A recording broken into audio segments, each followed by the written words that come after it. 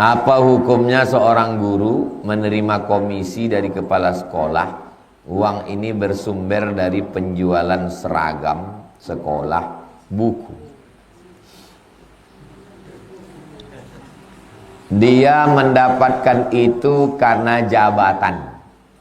Menurut hukum negara namanya gratifikasi. Menurut hukum Islam namanya ghulul, kecurangan. Maka ketua yayasan, kepala sekolah merapatkan semua dengan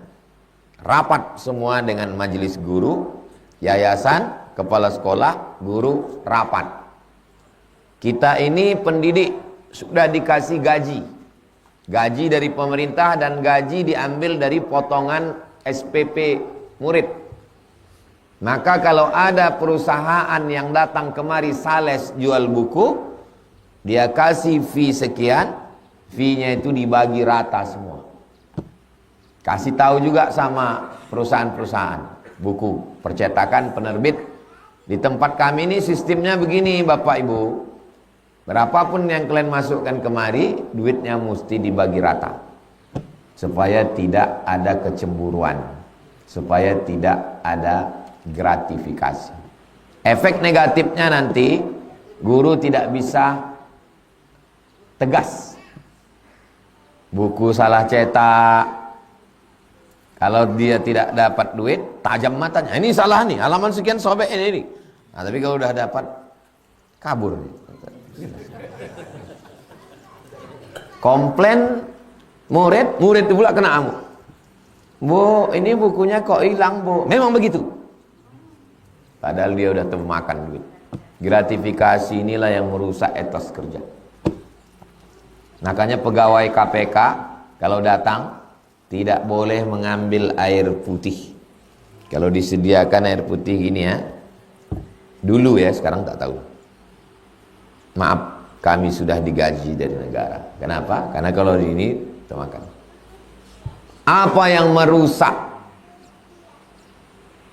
kualitas di Indonesia ini? Gratifikasi. Sebelum dapat gratifikasi, pemeriksa-pemeriksa itu, inspektorat, badan pemeriksa keuangan, tajam matanya. Ini kenapa begini? Ini kenapa begini? Ini kenapa begini? Begitu udah dapat lempuk durian, sama kain songket, sama tanjak, ini agak sedikit masalah, enggak apa-apa. Hancur semua kualitas.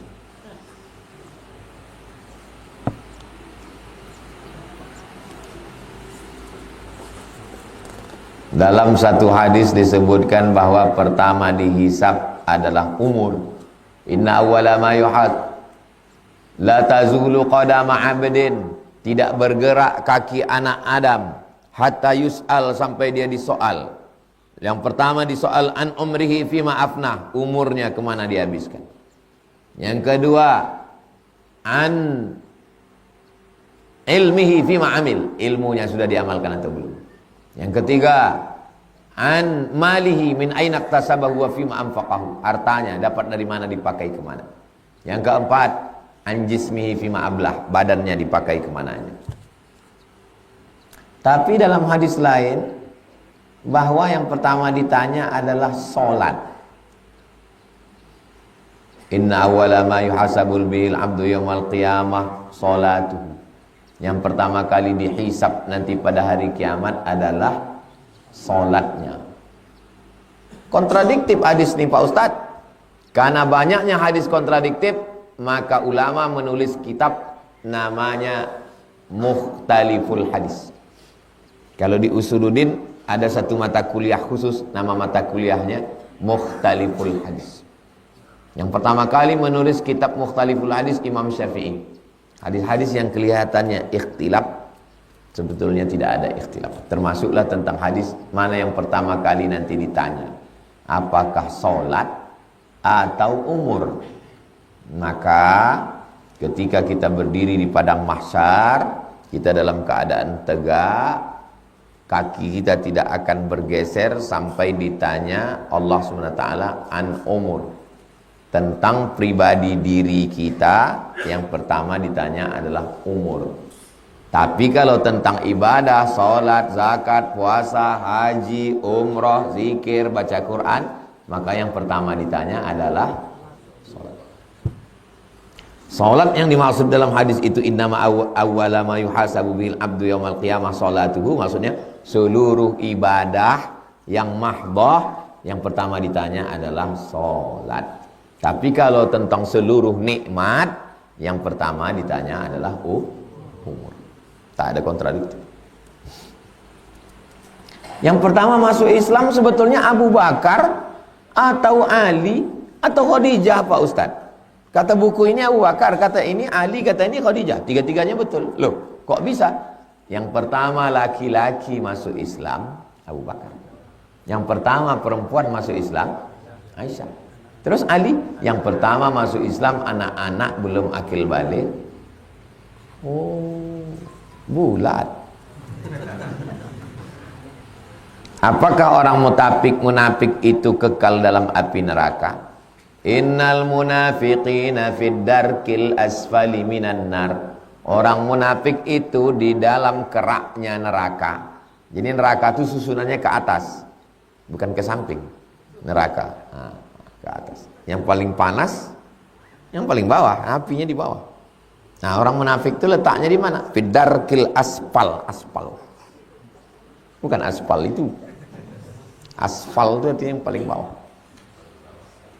Apakah kekal dia di dalam? Yang kekal di dalam neraka itu hanya orang kafir. Adapun orang tidak kafir, selama dia mengakui ada Allah, Nabi Muhammad Rasulullah, walaupun imannya sebesar biji sawi, sebesar tai coro, ada imannya, maka dia tetap masuk surga. Tapi udah diobok-obok lah dalam neraka. Sedangkan kita ini, makanya jangan minta surga. Jangan minta surga, karena semua umat Nabi Muhammad pasti masuk surga. Tapi mintalah selamat dari neraka, karena tak semua umat Nabi Muhammad selamat dari neraka.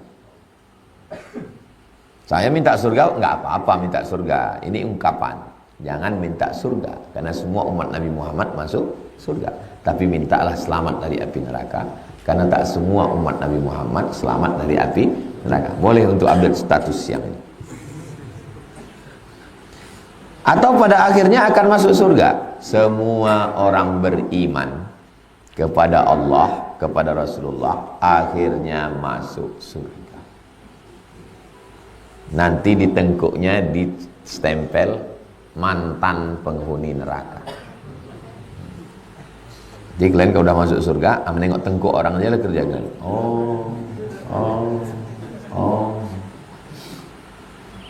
Apakah munafik itu ada tingkatan-tingkatannya? Ada munafik kelas ekonomi, munafik kelas VIP, munafik kelas VVIP. Ada yang agak-agak munafik sedikit, ada yang munafik betul. Lain sembahyang sendiri sama sembahyang depan orang ramai, itu munafik. Jadi munafik-munafik kelas-kelas KW 9 lah. Wah, sendiri sembahyang cepat. Tapi kalau tahiyatul masjid di masjid, Yasin rokaat pertama. Kenapa pula beda? Yang menengok kita kan Allah yang sama. Apakah malaikat itu berjenis kelamin laki-laki dan perempuan, Pak Ustaz? Malaikat itu tidak disebutkan jenis kelaminnya, apakah laki-laki atau perempuan. Perkara malaikat adalah perkara sam'iyat yang didengar. Kita tidak boleh berijtihad di situ. Jadi yang berijtihad itu dalam masalah fikih, masalah halal, haram, makruh, mubah. Adapun masalah malaikat itu jenis kelaminnya apa? Sam'iyat. Asal tak ada dalil, tawakuf, diam. Tak ada dalil, maka diam. Tapi kalau dapat ada ayatnya, ada hadisnya, baru kita boleh. Cari Sahih Bukhari, Sahih Muslim, Sunan Abi Daud, Sunan Nasai, Sunan Tirmidzi, Sunan Ibn Majah, Muwatta Malik, Musnad Ahmad bin Hanbal, tak ada. Maka kita diam, tawakuf namanya. Karena ini masalah sam'iyah yang didengar. Apakah anggur fermentasi termasuk haram? Karena di dalamnya tidak ada alkohol. Blender itu anggur, saring airnya, masukkan ke dalam botol, tutup, biarkan 3 hari, 4 hari, seminggu, bebuih dia. Maka otomatis muncul satu unsur di dalamnya, namanya alkohol. Alkohol itulah yang haram. Tidak hanya terjadi pada anggur, terjadi pada nira. Pokok nira dipotong tangkai dahan, lalu kemudian ditampung, menetes dia. Habis itu masukkan bumbu-bumbunya, ragi, habis itu tutup, bebuih dia, berubah menjadi tua. Waktu nira itu belum. Beli anggur di pasar, habis itu di blender, saring, diminum, boleh apa tak boleh? Boleh. Belum muncul lagi alkoholnya itu. Alkohol itu baru muncul beberapa hari setelah itu. Apakah anggur fermentasi termasuk haram karena di dalamnya tidak ada alkohol? Siapa bilang tak ada alkohol? Ada di dalamnya alkohol. Apakah kalau sudah fermentasi dia berubah menjadi 100% alkohol? Tidak. Paling banyak minuman,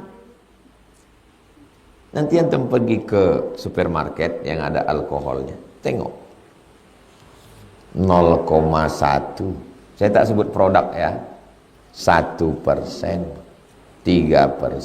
5%. Cuman waktu antum megang itu yakinkan tak ada kawan. Kalau ada, di fotonya dari belakang, langsung di uploadnya, ngaji juga, minum juga. Coba tengok ingredient itu sudah. Ada yang 1%, 3%, 5%. Paling tinggi vodka sama Budweiser 20%. Di atas itu kalau diminum bukan mabuk, mati. Niat mau mabuk, duit tak ada, dituang kopi campur spiritus. Spiritus itu alkohol.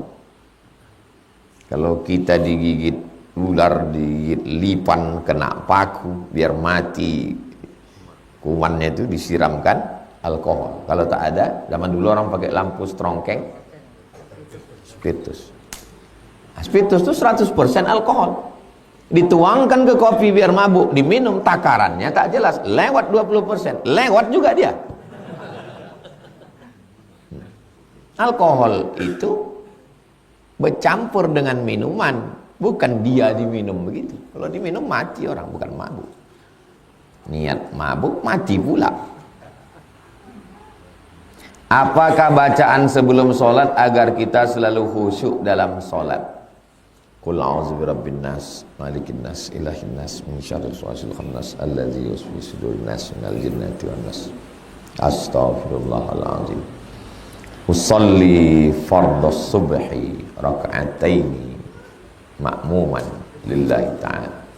Saya sholat subuh 2 rakaat fardu, jadi makmum karena Allah. Dipasang dalam takbiratul ihram, Allahu Akbar. Bacaannya semua dilafazkan di mulut, jangan dalam hati, di mulut. Nafasnya diatur. Dengan mengatur nafas membantu kekhusyuan. Iftitah itu tergantung iftitah masing-masing. Tapi kalau iftitah yang saya baca itu bisa dibagi menjadi 4 nafas. Allahu Akbar kabiran walhamdulillahi katsiran wa subhanallahi bukratan wa asila. Wajjahtu wajhiya alladhi fataras samawati wal arda hanifan musliman wa ana minal musyrikin. Inna salati wa nusuki wa mahyaya wa mamati lillahi rabbil alamin. La syarika lahu wa bidzalika umirtu wa ana minal muslimin. Setelah itu ta'awuz, minta perlindungan kepada Allah di setiap rakaat menurut mazhab Syafi'i. Setiap rakaat. A'udzubillahi minasyaitonir rajim. Fatihah bisa 7 nafas, bisa 1 nafas. 7 nafas sunnah. Karena Nabi berhenti setiap membaca 1 ayat. 7 nafas sah. 1 nafas sah. Bismillahirrahmanirrahim. Alhamdulillahirabbil alamin arrahmanir rahim maliki yaumiddin iyyaka na'budu wa iyyaka nasta'in ihdinas siratal mustaqim siratal ladzina an'amta 'alaihim ghairil maghdubi 'alaihim waladdallin amin. Bismillahirrahmanirrahim. Inna a'tainakal kautsar fasholli rabbika wanhar inna syani'aka huwal abtar. Kan pula gara-gara mau senapas mati sudah itu. Berembus menariknya tak bisa lagi. Allahu Akbar. Subhana rabbiyal azim wa bihamdi. Subhana rabbiyal azim wa bihamdi. Subhana rabbiyal azim wa bihamdi. Sami Allahu liman hamidah. Setelah lurus tulang belakang baru ganti doa. Rabbana lakal hamdu mil'us samawati wa mil'ul ardi wa mil'u ma syi'ta min syai'in ba'd.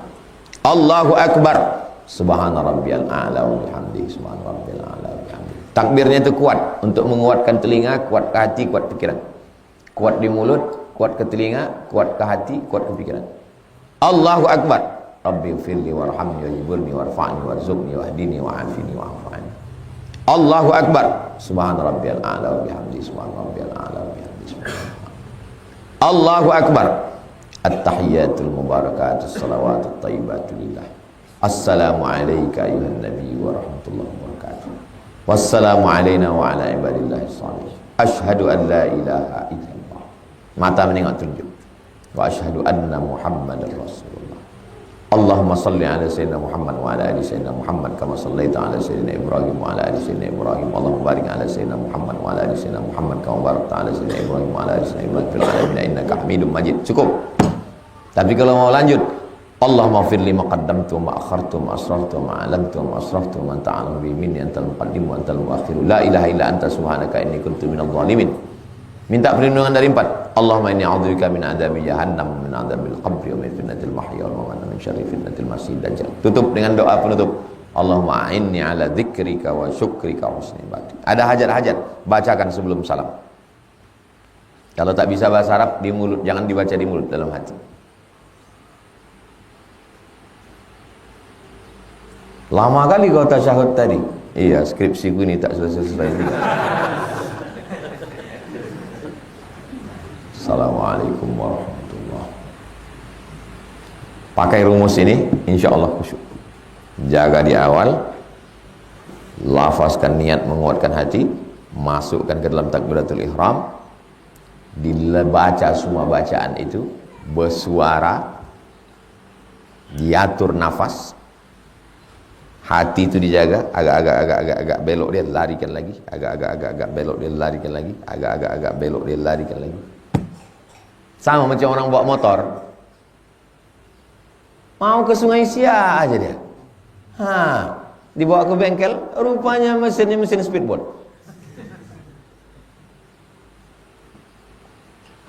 Begitulah hidup ini.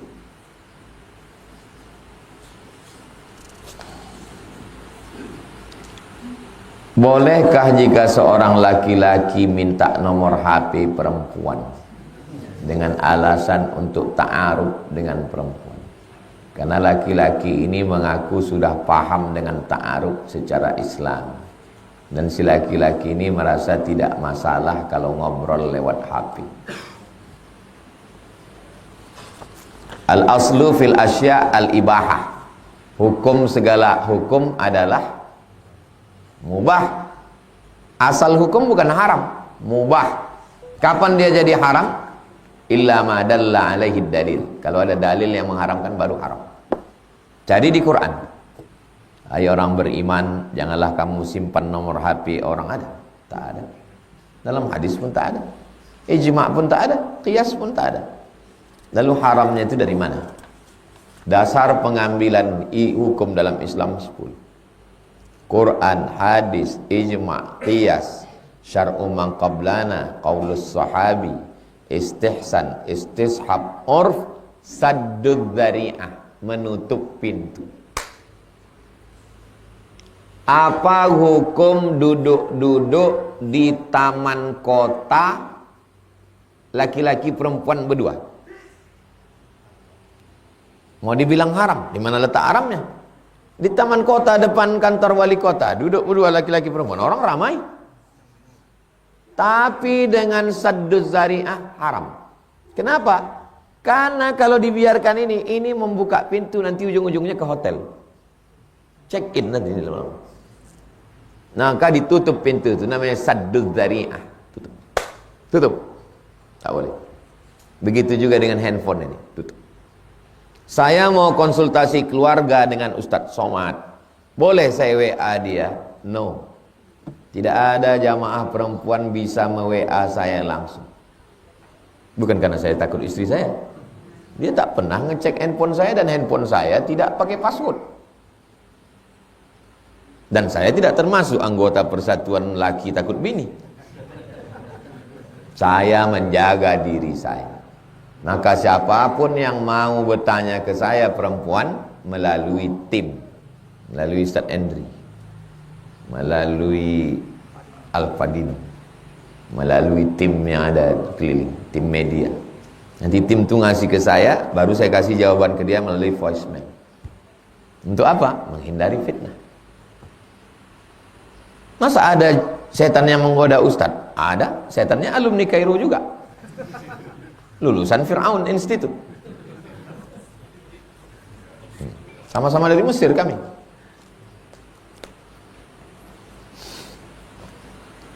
Jangan merasa lebih pandai dari setan.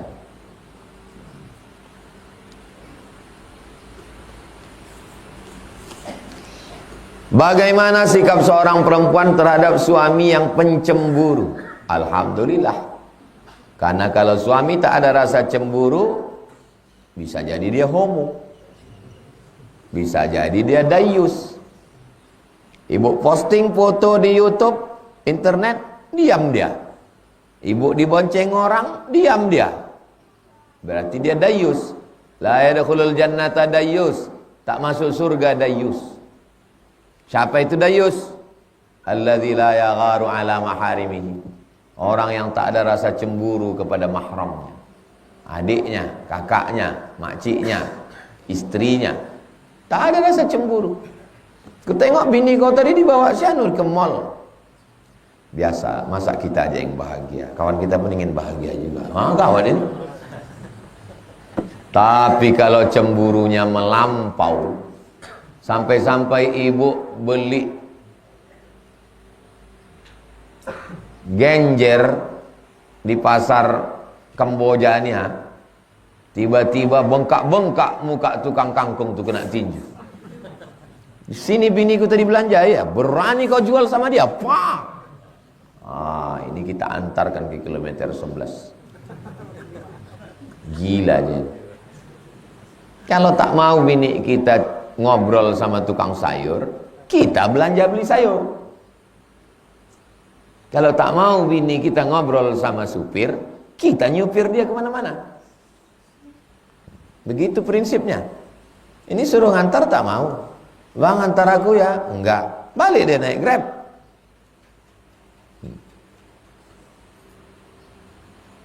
Itulah kajian kita subuh ini. Mudah-mudahan bermanfaat untuk kita, untuk umat semua insyaallah. Amin ya rabbal alamin.